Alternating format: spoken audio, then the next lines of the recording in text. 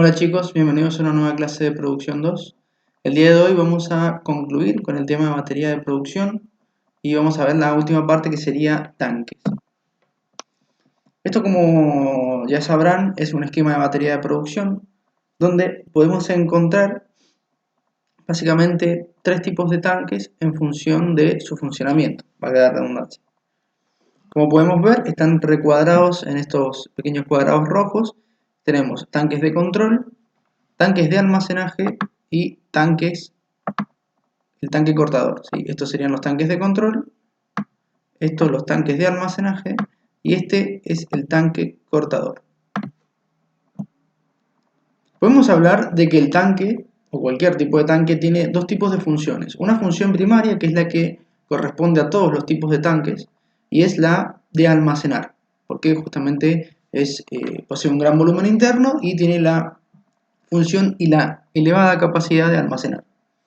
Mientras que algunos tipos de tanques presentan una función secundaria, es decir, que no solamente almacenan fluidos, sino que también permiten otras acciones. Por ejemplo, la deshidratación del petróleo, en el caso del tanque cortador, la desalación del petróleo, en el caso del tanque lavador, que en este caso no lo hemos visto en batería porque se encuentra en la planta de tratamiento de crudo, y el control de la producción en los tanques de control. Además, a los tanques los podemos diferenciar en tres grandes tipos: los tanques de techo fijo, los tanques de techo flotante y los tanques de presión. Estos tipos de tanque están clasificados según la construcción, es decir, constructivamente o constitutivamente. Dentro de los tanques de techo fijo, es importante recalcar que son tanques que, como su nombre lo indica, poseen techos fijos. Si bien existen soldados y abulonados, en la industria del petróleo se utilizan soldados porque presentan una mayor resistencia a las presiones internas respecto de los abulonados. Los tanques, en caso de tener dimensiones pequeñas, se arman en otras locaciones y se trasladan armados, pero como podemos ver en la imagen, la mayoría de los tanques presentan dimensiones muy grandes, así que se suelen armar en la locación. Obviamente que el armado de estos tanques está normado por la norma API. Antes de armar un tanque de techo fijo, se tiene que analizar la resistencia del suelo. En caso de que el suelo esté débil o que presente algunas declinaciones, se tiene que emparejar y a su vez dotarlo de la resistencia suficiente para que pueda soportar todas las toneladas que presenta el tanque con el fluido dentro. Una vez hecho esto, lo que se hace es armar el piso a través de pequeños gajos de metales. Luego de armar el piso, se pone un eje central. Una vez que se pone el eje central, se empieza a armar toda la parte de los costados del tanque, es decir, las paredes externas. Estas paredes están formadas por virolas, es decir, son pequeñas chapas. En esta imagen las podemos ver. Son pequeñas chapas que ya vienen curvadas, que se ponen una al lado de la otra, para de esa forma poder facilitar el armado. ¿Por qué no se utiliza una chapa o un pedazo o una lámina de acero con todo el perímetro del tanque? Bueno, básicamente porque en caso de alguna ruptura tendría que reemplazar toda la lámina de acero. En cambio, al armarlo en virolas, si tengo alguna ruptura en la virola, puedo reemplazar solamente esa pequeña lámina de metal sin entrar en conflicto con el resto del tanque. Una vez armadas todas las paredes, se coloca el techo, que suele ir en gajos, y si el techo es muy grande, suele ir en pequeñas virolas también.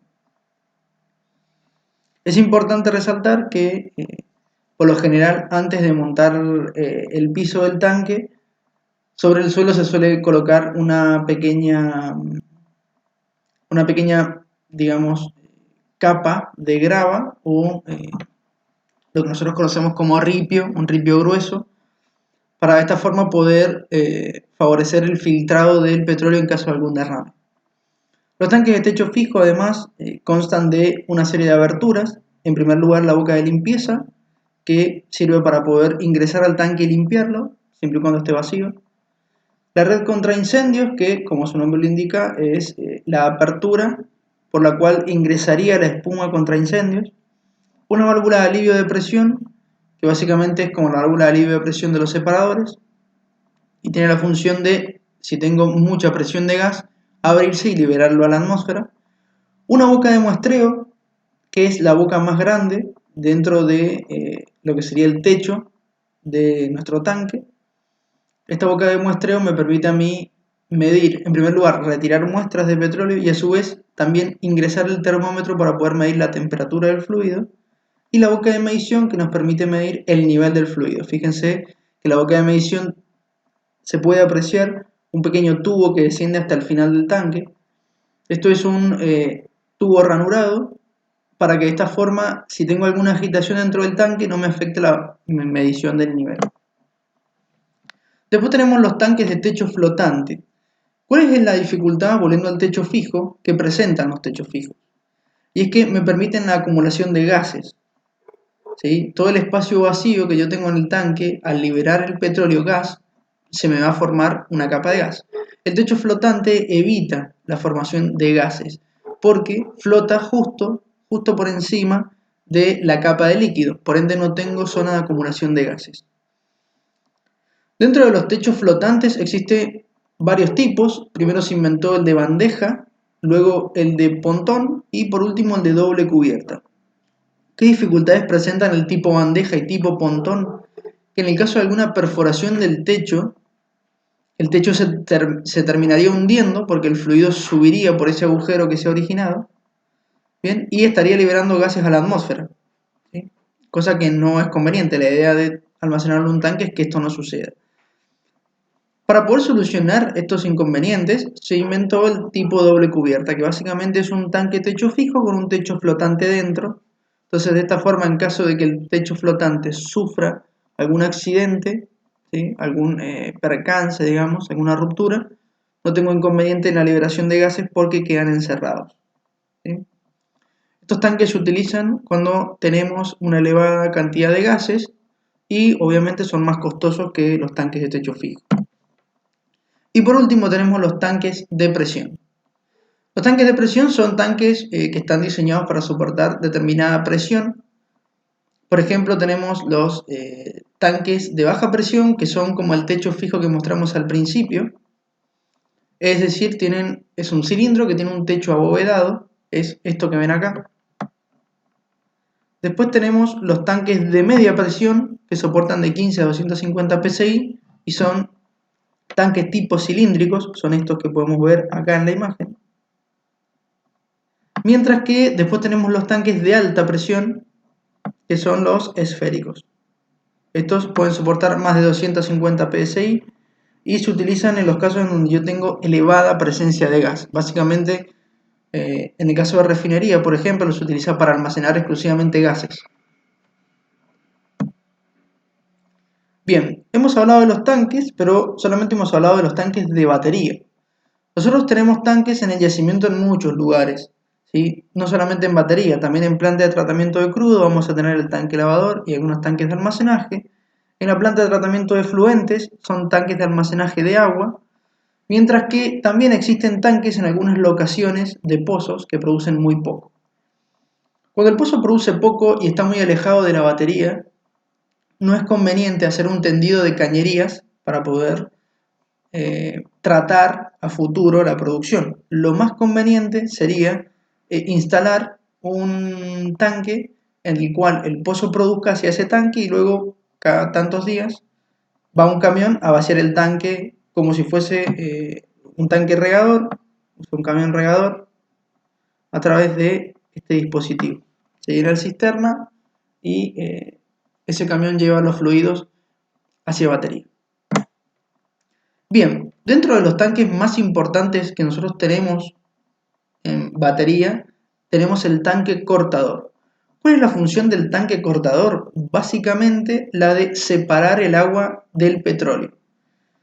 El tanque cortador se utiliza exclusivamente cuando yo tengo separadores bifásicos en el yacimiento. Si yo tuviese separadores trifásicos, no es conveniente utilizar un tanque cortador porque directamente el separador trifásico ya me ha separado las tres fases.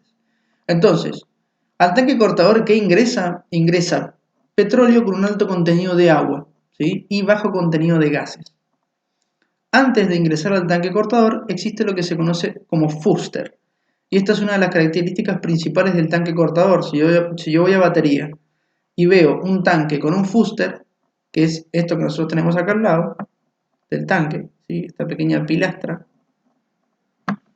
eso significa que lo que yo tengo al lado del fuster es un tanque cortador. El fuster básicamente es un separador a presión atmosférica. Habíamos mencionado que el separador bifásico de batería presenta una alta presión, es mayor a la presión atmosférica. ¿Por qué el tanque cortador no funciona a presión elevada respecto de la atmosférica?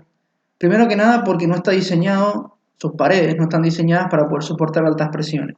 Y en segundo lugar porque me produciría agitación y eso convergería en una mezcla o una emulsión entre el petróleo y el agua. Y la idea del tanque cortador es romper esa emulsión, no formarla. Entonces, sí o sí, tengo que trabajar con el fluido a presión atmosférica. ¿Cómo hago para llevarlo a presión atmosférica? A través del fuster. Entonces el fuster es muy importante. Una vez que el fluido ingresa al fuster, sale de él a presión atmosférica e ingresa al tanque cortador a presión atmosférica. Lo primero que encontramos en el tanque cortador son unos difusores. ¿Qué función tiene el difusor? Es básicamente un pequeño colador que hace que el fluido se disperse de igual manera en todo el tanque. Esto permite una mejor separación. A su vez, es importante el difusor porque me permite un ascenso del fluido a velocidad baja, ¿sí? Eso quiere decir que al subir a velocidad baja, el petróleo va a ir desprendiéndose del agua y voy a formar una capa de petróleo y una capa de agua dentro del tanque, ¿sí? Fíjense que el petróleo se retira por la parte superior, mientras que el agua se retira por la parte inferior. Esto se debe a que el petróleo que yo tengo en la capa superior va a ser el más puro, el que menos agua tiene. Por ejemplo, este petróleo tiene menos agua que el petróleo que yo tengo por acá, debido a que estoy más lejos del agua. Por ende es más liviano, es decir, que al ser más liviano presenta menos cantidad de agua. Mientras que el agua se retira por la parte inferior porque básicamente es lo mismo que el petróleo, pero de forma contraria. Es la cantidad de agua que posee menos petróleo, ¿sí?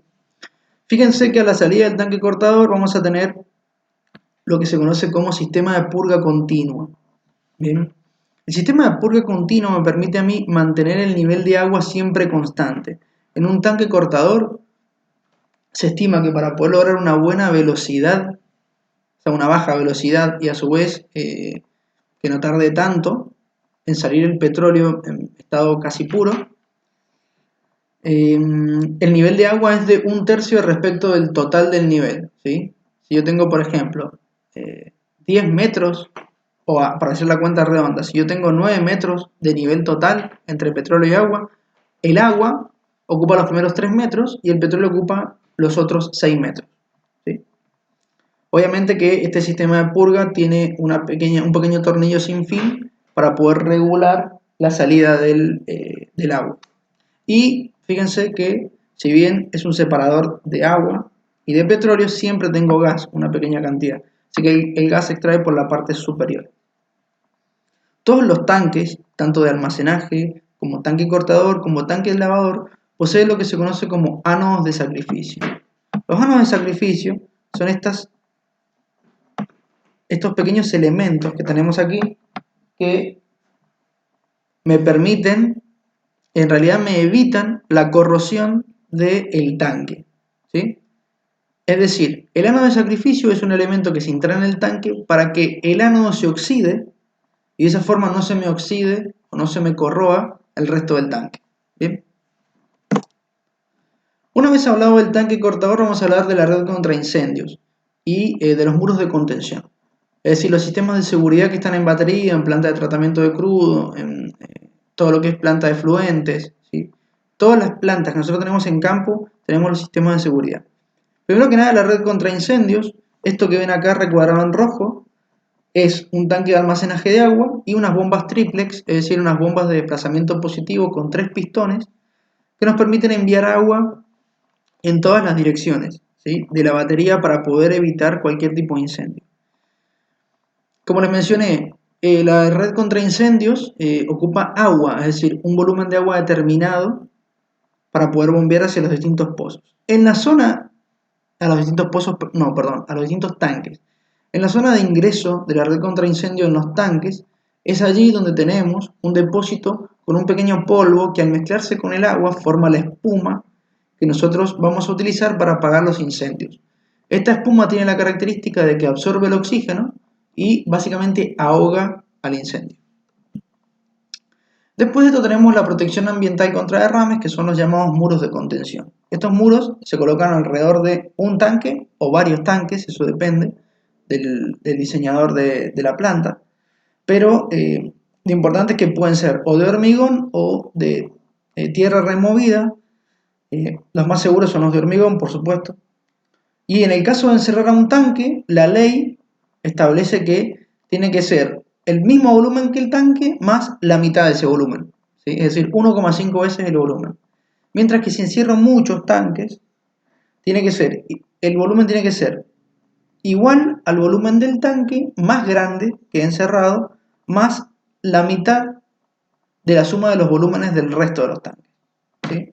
Esto en realidad nos permite a nosotros tener una sobredimensión de los volúmenes y en el caso de algún derrame, que el volumen de petróleo no quede justo en el borde de nuestro muro de contención, sino que tengamos un sobredimensionamiento.